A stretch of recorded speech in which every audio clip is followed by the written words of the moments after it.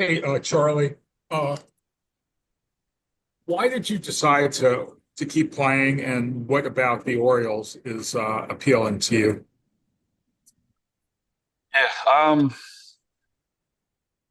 I don't know. I think I've been uh weighing that decision every offseason for the past 4 or 5 years, frankly. Um,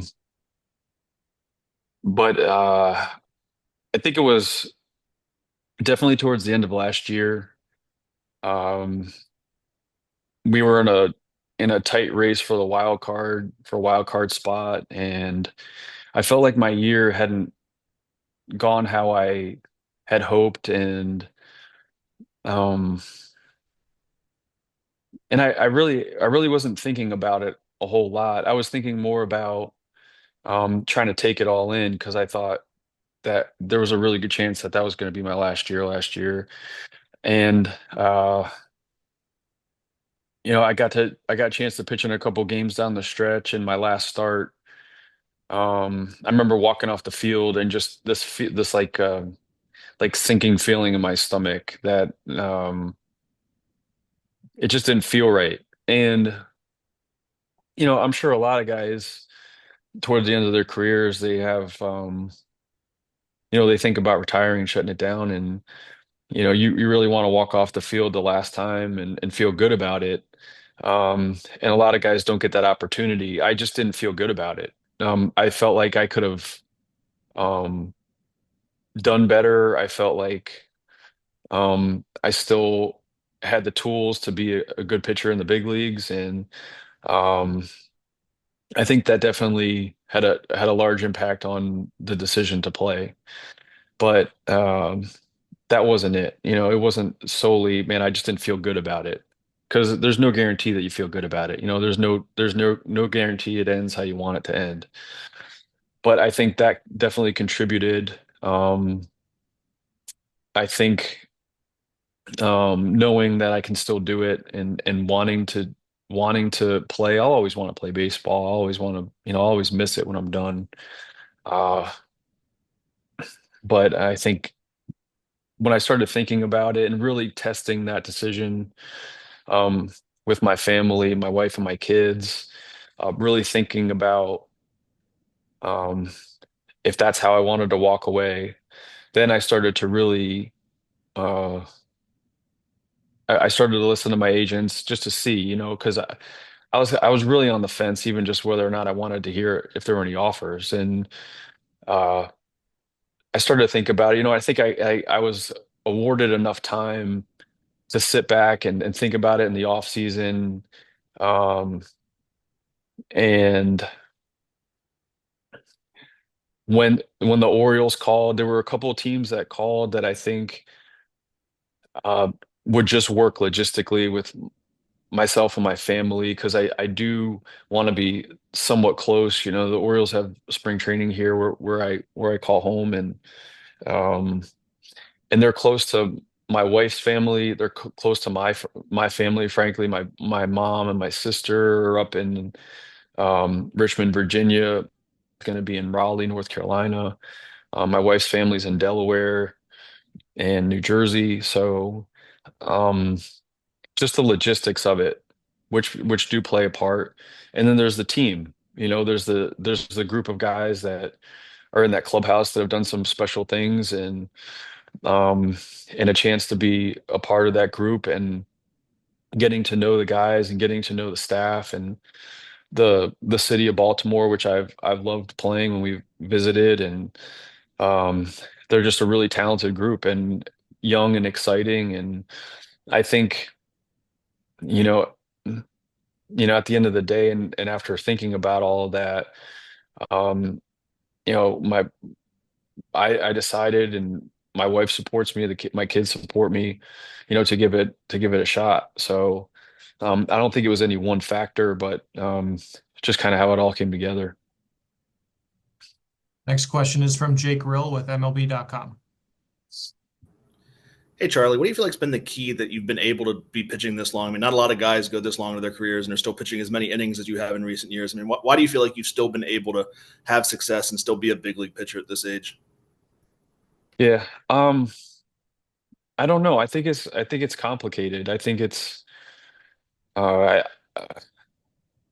because I can look back. I look back, shoot, 10 years ago, and to my the last pitches that I threw as a Pittsburgh Pirate as a sinker baller, and uh, and to know how much I have changed, um, how personally, professionally, physically, I've changed. I've changed my delivery, I've changed my workouts. There have been times where I changed what I ate, or just try to be more cognizant of um, just pretty much everything that I was doing with my body, whether that was my mechanics or whatever, my pitch mix. Um, I've been able to stay relatively healthy for the past 7 or 8 years. Um, and I started to get a better idea of what I was doing in my delivery and I think throwing away that doesn't hurt. Um, because I had my left hip, my right hip, both surgery. I had TJ in 12, and I had a hamstring surgery in 16, and um,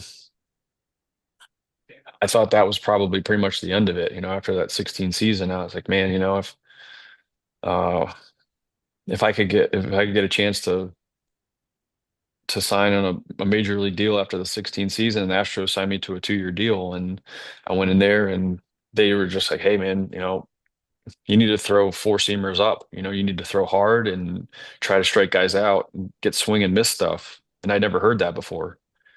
So I've been able to step on and rely on my curveball a lot.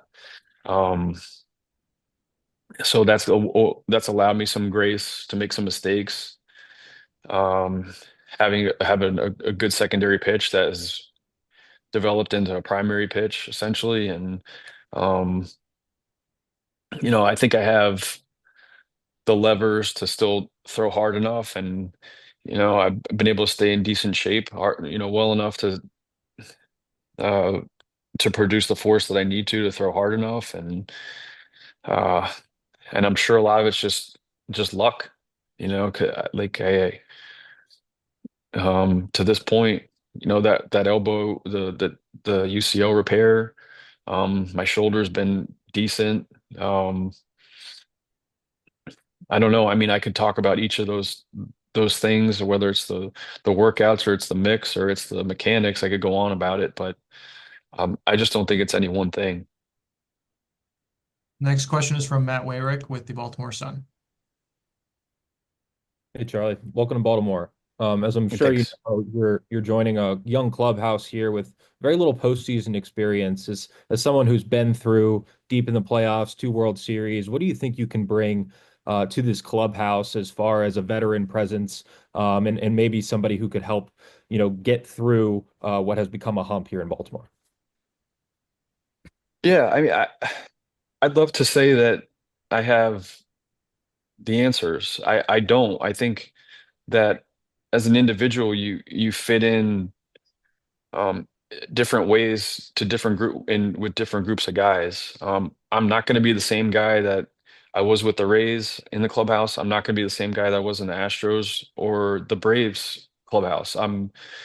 Because each person in those rooms, um, they're just a piece of that larger puzzle. And I think, while I am the same person, I think there are just different factors that direct you towards behaving a certain way. I think I probably felt like I took on a little more of a leadership role in that Rays clubhouse because it was so young. Um, but I think really the value to a person in the clubhouse is the human being that they are and how much they care about their teammates and how much they care about their coaches and the people that they work with on a day-to-day basis, whether they're, this is someone that works at the stadium or as the medical staff or anybody that you're around. The what you do on the field, while that's the main focus and that's the priority, um, that's not necessarily how you impact the clubhouse. I can impact the clubhouse by being present for my teammates and caring about them, getting to know them on a personal level, a deeper level. Um, and that comes with time, that comes after time, where you can actually sit down with somebody and talk to them and look them in the eye and have real conversations. Um, and I haven't done that yet. So I think that's the main priority is getting in there and getting to know the guys and spending time, um, getting to know who they are, where they come from, um, and things like that. Um, but I think, it's like if you truly care about the guys that are to your left and your right, I think everything will take care of itself. Next question is from Stan Charles with Press Box Online. Charlie, welcome to Baltimore. Thanks, Dan. And I wanted to ask you two things real quick. Do you have much of a relationship with Drew French, your pitching coach here in Baltimore? And the other thing is, what would eventually dim your competitive desire to be out there? Yeah, I know Frenchie well. Um, he was with the Astros when I was there. I didn't get to know him, um, but I just certainly did in Atlanta. Um, and I really was excited to see him with Atlanta, and I really appreciated my time with him in Atlanta. Um, it was just a different, it was just a different capacity because I think the position that he was in, um, and the position that Cranny was in, it lended itself to working with Cranny more often, because Cranny was the head pitching coach. I think that's that dynamic that's typical. But certainly I was excited for Frenchie to get a job, a well-deserved job with Baltimore, and that was definitely a factor, I think, um, in my comfort and my conviction to signing with the Orioles. I mean, he'll be a huge part of that experience and in my time with Baltimore because I mean that's you know it's like I trust Frenchie. I know him. Um, he's a good man. He's a good family guy, and I'm excited to get to work with him. As the head pitching coach. Um, I don't know about the desire to playing baseball going away. I don't think that'll ever happen. I think it would uh I think it's just a recognition that it's time. Whether that's um starting to feel like you don't really belong. Or maybe you realize you can't do it any longer, or maybe it's just a willingness to walk away. And I think a lot of guys and most guys probably do struggle with all of those things. They probably do struggle with decision making and when it's the right time. Fortunately, to this point, I've been able to be given the opportunity to make that decision. I have it made for me. That also has made it more difficult. So I think and I hope that at least for this year that Um, the reason why I'm walking away isn't because of my performance or my health, and I'm doing it because it's just time. But I'll always love the game of baseball. I'll always miss it, and it's been a part of my life now. Professional baseball has been a part of my life for over half of my life. So it will be a lifestyle change and all that. But I think I've just been fortunate, and like I said, you know, I'm I'm hoping that it's because I decided to just walk away. Next question is from Steve Molesky with MASNsports.com. Charlie, you mentioned a few years ago being encouraged to maybe go for more strikeouts, and the numbers say go back to 2017, you're one of the best in the game, whether it's overall strikeouts, K per nine, however you want to look at it. How big is swing and miss to your game, even as you've gotten older? Yeah, the way it was explained to me when I sat down in the Astros are uh this is 7 years ago now, or more. I sat down in they had a little boardroom, and they had a projection screen up on, and they had these graphs and these charts up on the screen, and the they were suggesting to me to throw pitches in locations where I would get no swings or swing and miss. Um, so it was like four seamer at the top. Well, I'd never really done that before. It was more of like a show me your waist pitch, where you kind of aim it at the top of the zone and then you try to miss at the top or above and just kind of show a hitter that you're willing to go there. Or, you maybe you try to get to chase the 1-2-0-2 breaking ball. And if it doesn't work out, you just go back to the sinker and you hope that they put the ball in play and put it on the ground. The backdoor two seamer, it was like, but I argued with them. I said, but I like going down and into righties, because I get contact early, I get the ball on the ground. And they said, well, no contact is actually what we prefer. We don't want them to hit the ball, because if they don't hit the ball, nothing bad happens. So that was kind of when I started to think about, man, like I I was really struggling with that idea, because for 7 years with Pittsburgh, I'd been trying to get the ball on the ground, and then they're telling me in three pitches or less, and then they're telling me like, don't let him hit it. But it's you find out how fun that is when you're on the mound, and the fate isn't, you're not relying on the fate of where the ball's going. You're relying on your stuff um, to it, it's like, sure, I mean, could you throw a 90 pitch complete game and get a bunch of ground outs? And that was always my goal. Like, I very rarely did that, but it's like you work in the seventh, eighth inning and you feel good about that. Um, but there's definitely a different type of reward that you feel when you get strikeouts or you get swing and miss. I'm not sure what's better for the game. I'm not sure what's better for pitchers long term. I just know that um, my results and how I've been valued in the game since my days with Pittsburgh, um, it's been night and day. I think people would definitely say that I'm a much better pitcher, um, 2017 to now, than I was, '08 to 15 as a sinker baller. So this is my personal experience and the opportunities I've gotten and the games that I pitched in. Um, those opportunities have all come essentially, aside from one postseason start, which means a lot to me in 2013 with Pittsburgh. Everything else has been 2017 after.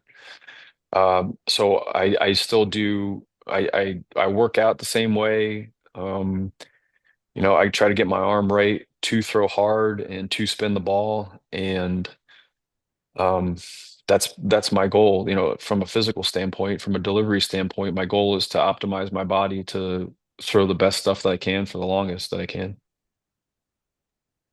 Next question's from David O'Brien with The Athletic. Hey, Charlie. Hi, Dave.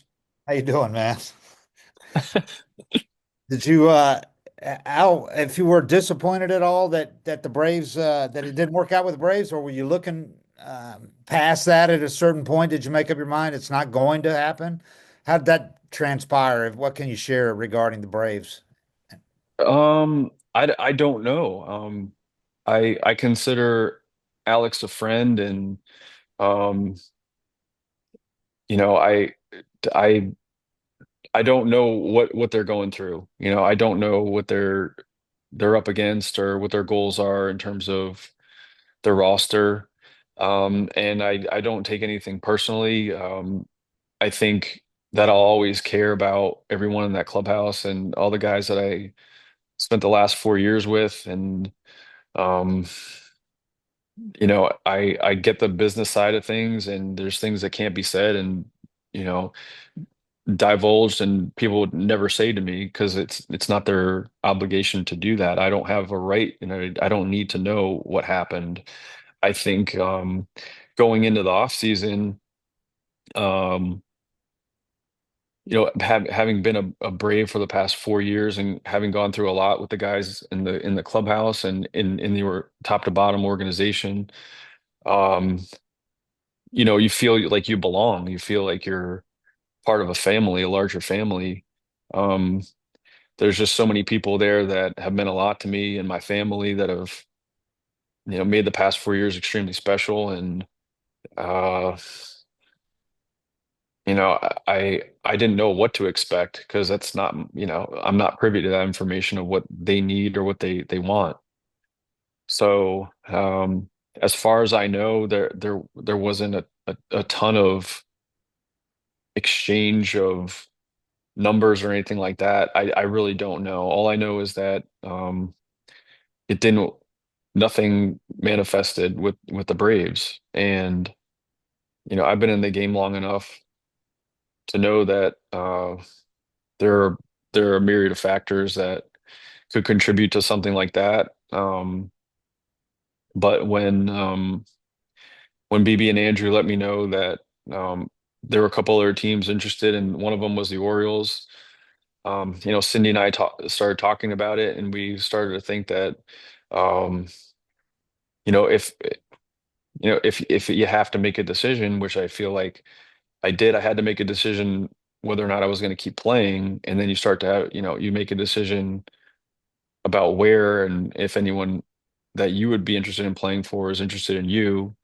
Um, the Orioles just started to make more and more sense, and um, I wish nothing but the best for the guys over there, and um, I'll miss them. I'll cherish the times we had and everything that the ups and downs, and uh, but I think that we're landing in a really good spot. Thanks, Charlie. Charlie, our last Thanks, question is Dave. going to come from Nick Testoni with WBAL Radio. Hey, Charlie. Hey, Nick. I was just curious, when you had your conversation with the Orioles, if maybe there was a conversation about not just being a key contributor to the rotation, but also you have a ton of experience more than a lot of the pitching staff. Was there some type of talk of you also being, a leader in the pitching side of things, like a mentor, or maybe that's just something you feel you would take on yourself? Uh, yeah, I mean, I think that I know, talking to Mike and Brandon, and I know that, um, the guys are young, and I know that, they're, uh, that you might have experiences or some insight into moments that you've experienced yourself. And I think that, like, it's like when you get to know guys, um and they trust you and you can have those kinds of conversations. I think that's where the value is. I'm not sure that, me walking into a clubhouse and, um from some kind of pedestal or somewhere I'd put myself because of something that I've experienced is necessarily a good way to look at it from my perspective. I just I don't work that way, um, socially or professionally. Um, I think frankly that wouldn't be my genuine self or my authentic self. I don't think that I've ever um, excelled at doing that. I think, yeah, sure. I mean, could I talk to a room? Could I have things to say? Yeah, I'm sure that opportunity could arise, but I think, the value, in my natural inclinations are to be, um, caring um, and truly interested in getting to know people, and from there, forming relationships where there's trust, and um, that's when I think I can have those conversations. Um, Also, like it's like the best clubhouse guys that I've been around, or you call them glue guys for a reason, is because they can help transcend, cultural differences or age differences or experience level differences or um, things like that. And on a day-to-day basis, that's where the impact is made, because the season's just too long. It's too long to walk into a clubhouse and get, 110% fired up for every single game and um and feeling like you're full throttle the whole time. Um the good teams that I've been on, the guys care about each other and the guys know that each guy is giving what they have that day. And at the end of the season, you look back and you're like, man, we're in a pretty good spot and we're a good team. Um, so um, I don't know. No one's asked me, to get up and to stand up in front of a group and give a speech or a lecture or talk about all the things that I've done or the players that I've been able to play with or, that's not happened. Um, but like I said, I'm looking forward to getting in there and spending time with each guy and hopefully I can add something or something if it's anything that anybody needs at any time.